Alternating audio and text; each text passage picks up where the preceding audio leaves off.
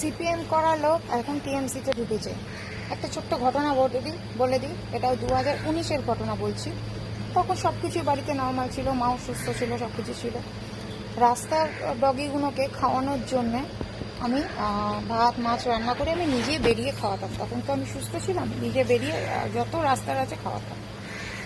আমার বাড়ির সামনে একটা আঙ্কেলের বাড়ি আছে, তার বাইরে একটা সিঁড়ি করা আছে, সেখানে সব বসার জন্য। পাশে একটা প্রমোটিং হচ্ছিল প্লটে। সকাল থেকে উঠে মদ গেলা ছাড়া আর কিছু নেই, ওপেনলি মদ গিলছে।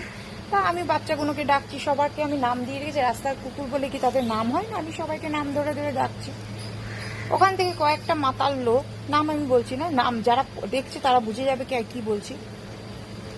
আমি যেহেতু আমার বিয়ে হয়ে গেছে, আমার বাপের বয়সী লোকের কাছেও আমি বৌদি, ঠিক আছে বল গেছে, আমার কিছু এসে যাবে। কারণ বৌদি বলাটা একটু সেফ না, বৌদিবাজি করা যাবে, কিন্তু এখানে চলে না, ওই ডালটা এখানে গলে না। বৌদি, ও বৌদি, কুকুররা তো নেই, আমাদেরকেই কুকুর ভেবে খাইয়ে দাও না। ও বৌদি, তোমাকে যা লাগছে না। কি পড়েছিলাম জানেন? কাপ্তান, তারপর একটা হাউস কোট পড়েছিলাম। আমি নেকেডও যদি থাকে, আপনার বাবার কি, আমি কাপ্তান, তার উপর একটা হাউস কোট পরেছিলাম, হাতে একটা বিশাল বড় ভাতের গামলার হাড়ি।